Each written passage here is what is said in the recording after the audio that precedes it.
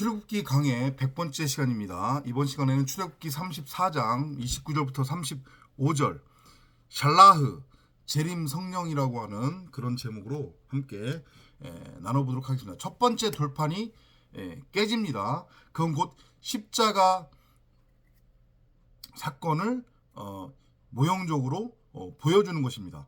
첫 아담, 아파르, 네페시 하야로서의 율법의 성전의 모형, 곧 육신의 생각으로서의 선악나무인 우리 90억 각 사람은 반드시 그렇게 십자가를 통과해서 죽어야 한다. 요거를 보여주는 것입니다. 그리고 그 일은 이 역사라고 하는 광야에서 일어나게 돼요. 그걸 미리 여호와께서 모세를 통해서 지금 이스라엘 백성들한테 보이고 계시는 거예요. 34장 28절에 보면은요, 같이 한번 읽어볼게요. 모세가 여호와와 함께 40일, 그러니까 40주야죠. 40주야를 거기 있으면서 시내산에 있었던 거예요. 떡도 먹지 아니하였고 물도 마시지 아니하였으며 여호와께서는 언약의 말씀 곧 십계명을 그 판들에 기록하셨더라. 40주야를 떡도 먹지 않고 물도 먹지 않았다고 하는 것의 의미는 뭐예요? 이게 금식이잖아요. 뭐에 대한 금식이에요? 율법에 대한, 세상 양식에 대한 금식이에요. 내가 세상에 대해서, 율법에 대해서 죽음을 의미하는 거죠. 십자가 통과란 말이에요. 그래서 하필이면 40주야인 거예요. 사라고 하는 것은 하늘의 수니까 정사각형의 성전으로 완성되는 거예요. 이해되시죠? 그러기 위해서는 반드시 십자가를 통과를 해서 세상에 대해서, 율법에 대해서 금식이 내 안에서 일어나야 되고 내가 반드시 다나토스로 죽어야 한다. 그리고 그렇게 되면 어떻게 돼요? 여호와께서 언약의 말씀, 그 십계명을 판들에 기록하셨다고 그랬는데, 그럼 이 판이 뭐냔 말이에요. 물론 돌판 2개를 다시 들고 올라갔지만 그건 모형적인 거고, 그 2개 모세가 양쪽 손에 들고 올라간 새로운 2개의 돌판은 바로 우리 각 사람을 뜻하는 거잖아요. 말씀 그리스도. 그래서 그 판들에 기록하셨다고 하는 것의 의미는 우리 마음판에 전능자 하나님이 말씀, 곧 생명나무를 심어 두셨었는데 그게 비로소 밝히 지금 드러나는 거란 말이에요. 복음은, 말씀은 우리 밖에 있는 게 아니란 말이에요. 여러분들 이 성경을 문자 성경 그대로 읽고 믿고 행해버리면 구원 탈락이란 말이에요. 이걸 명심하시기 바랍니다. 구약에서도 모세가 계속 그러잖아요. 선지자들도 그러고, 너희는 하나님의 계명을 새기라고, 행하라고. 그게 뭐예요? 킵이란 말이에요. 킵. 마음판에 새기라는 얘기예요. 마음판에. 우리 밖에 선악나무로 두고 바라보지 말고 너희 안에 있는 그 생명나무를 보고 그 생명나무로부터 양식을 취해라. 이 말씀인 거거든요. 그걸 모형적으로 보여주는 거예요. 그래서 이제 말씀 그리스도가 됐죠. 그럼 이게 뭐예요? 사복음서에 나오는 여자가 성령은 말씀이죠. 성령으로 잉태하여 아들을 낳으리니 예수라라. 이게 정확하게 창세기 1장 27절의 모형이잖아요. 여호와 하나님이 당신의 형상, 하나님이 뭐라고 했습니까? 하나님은 말씀이에요. 이걸 다시 한번 여러분들 명확하게 깨달으시기 바랍니다. 말씀이 하나님이고 말씀이 성령이고 말씀이 예수라고 했어요. 그러면 하나님의 형상은 바로 말씀인 거죠. 아버지가 말씀이면 자식도 말씀이라고 했어요. 하나님이 당신의 형상대로 사람을 지었다고 했으니까 말씀이신 하나님이 지으신 하나님의 형상은 바로 말씀을 의미하는 거예요. 말씀 그리스도들, 구름 타고 내려오는 그 말씀들, 재림 예수의 상태가 된 자들, 성전이 된 자들, 에클레시아, 교회들을 의미하는 거란 말이에요. 성도들. 자칼과 우 네케바. 자칼이 신랑이죠. 씨예요, 씨. 네케베가 신부예요, 여자. 말씀이 씨란 말이에요. 말씀의 씨를 받았어요. 그러면 그 말씀이 성령이니까 성령을 말씀 씨앗으로 받았으니까 씨앗을 받았으면 뭐가 잉태가 돼요? 생명이 잉태되죠. 그러니까 성령으로 잉태되는 거예요, 지금. 성령으로 잉태됐으면 뭐를 낳아요? 아들을 낳았죠. 그 아들이 뭐예요? 말씀 그리스도라고 하는 우리 각자란 말이에요. 그게 모세로서 지금 그려주고 있는 거예요. 그러니까 모세는 말씀 그리스도가 됐다는 얘기예요. 성전이 됐다는 얘기예요. 그러면 그게 뭐예요? 예수래요. 그는 그들의 백성들을 그들의 죄로부터 건져낼 자이니라.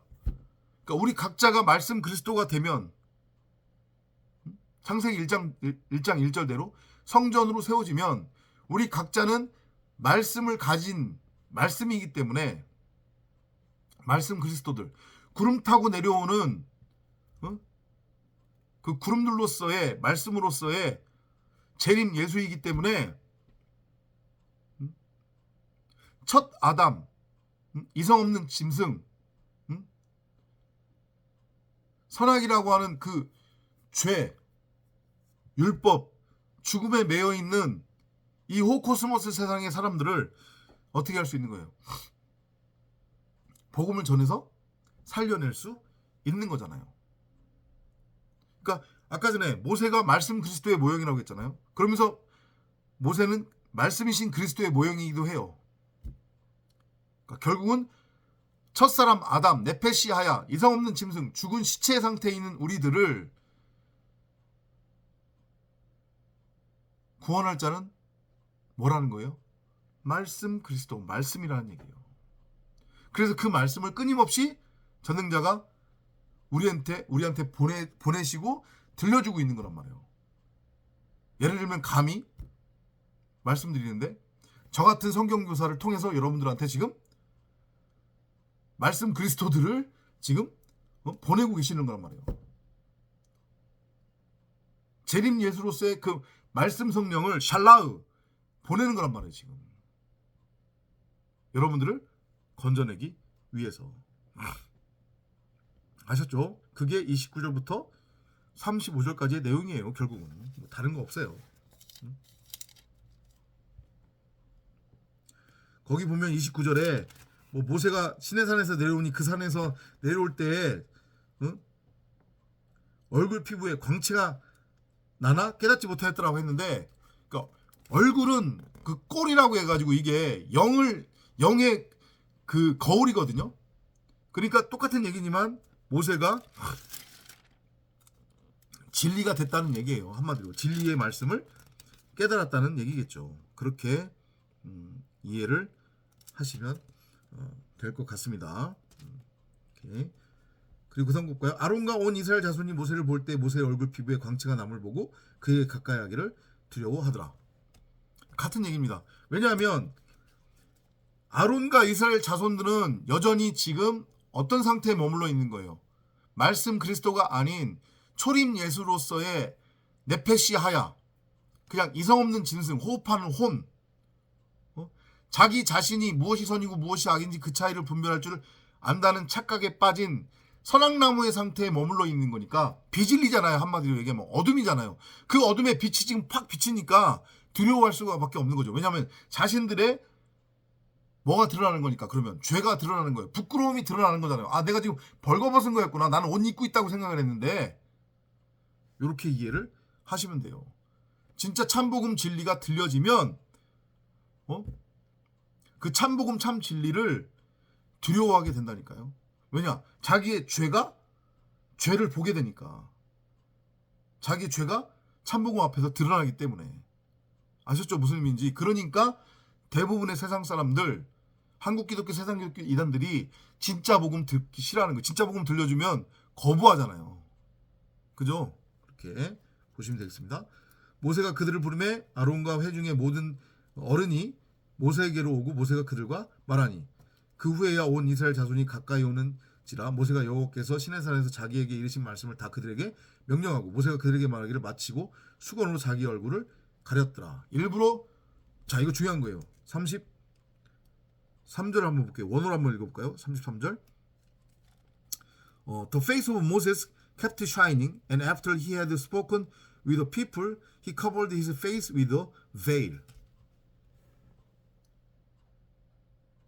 그러니까 이걸 이렇게 이해하시면 될 것 같아요. 이 호코스모스 세상에서의 우리의 신앙생활, 우리가 어떻게 진리로 완성되어지는지 그거에 대한 모형으로 보여주고 있는 거거든요. 모세는 그리스도의 모형이라고 했고 그리스도는 곧 말씀입니다. 그러면 여기서 모세는 뭘로 이해를 해도 되냐면 동산 가운데에 있는 생명나무로 이해를 하면 돼요. 처음에 생명나무는 말 그대로 생명나무로 주어졌어요. 그러면서 여호와께서 아담에게 뭐라고 말씀하셨냐면 첫 아담에게 야, 너 그 동산 가운데에 있는 생명나무 전부로부터 양식을 취해라. 그 생명나무 전부를 양식으로 먹어. 하지만 그 생명나무를 선악을 알게 하는 선악나무로는 먹지 말라고 했잖아요. 그죠? 두 번째 말이 이게 지금 소위 말하는 덧친 거예요. 일부러 걸려 넘어지게 하기 위해서. 그러니까 모세가 지금 빛이 밝은 상태로 내려와서 아론과 이스라엘 군중들에게 다가와서 말을 했어요. 그죠? 그거는 처음에 말씀을 생명나무로 일단은 보여준 거예요. 이해되시죠? 무슨 얘기죠? 무슨 얘기인지. 그런 다음에 모세가 수건으로 얼굴을 가렸다고 했습니다. 맞죠? 그죠? 어디에 나와요? 33절에 보면 말하기를 마치고 수건으로 자기 얼굴을 가렸다고 그랬어요. 그건 뭐예요? 생명나무를 일부러 선악을 알게 하는 선악나무로 보이게끔 감춘 거예요. 그게 복음의 비밀이란 말이에요. 바로 호라워하는 자들만 생명나무를 생명나무로 양식으로 먹게 되는 거고 그 생명나무로 호라워하지 못하는 자들은 끝까지 선악나무, 선악을 알게 하는 선악나무로 취해서 먹다가 그냥 배 터져서 죽는다니까요. 그거의 메시지인 거예요, 이게. 이해되죠? 그래서 모세의 얼굴을 가렸던 수건이 걷어져야 비로소 하늘의 비밀이 깨달아지게 되고 보이는 거란 말이죠. 아셨죠? 그렇게 보시면 될 것 같습니다. 그러나 모세가 여호와 앞에 들어가서 함께 말할 때에는 나오기까지 수건을 벗고 있다가 나와서는 그 명령하신 이를 이스라엘 자손에게 전하며 이스라엘 자손이 모세의 얼굴에 광채를 봄으로 모세가 여호와께서 말하러 들어가기까지 다시 수건으로 자기 얼굴을 가렸더라. 그렇죠. 하나님을 만나러 갈 때는 벗는데 그렇죠. 굳이 가릴 필요가 없는 거지. 하나님 자체가 말씀 진리니까.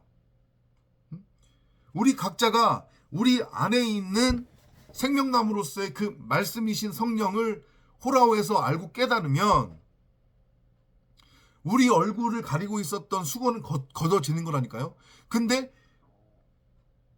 내 안에 있는 말씀을 호라오하지 못하고 맨날마다 이 문자 성경 바라보면서 이 문자 성경을 눈에 보이는 문자 그대로 읽고 그 문자로 읽지 뭐로 읽니 이러고 있고 이걸 문자 그대로 읽고 믿으면은 뭘로 넘어간다고 했어요. 인간은 자동적으로 율법, 윤리, 교훈, 교리, 도덕, 세상 사는 지의 삶의 적용 지침 이런 것들을 넘어가서 적용 타령하게 된다고 했잖아요. 그러면 세상같이 육적같이 물질을 추구하고 쫓게 돼 있다고 그랬잖아요. 다른 사람들을 판단하고 정죄하고 심판하고 그죠? 그러면 얼굴이 수건으로 가려진 거예요. 그게 왜냐? 진리를 못 보는 거기 때문에.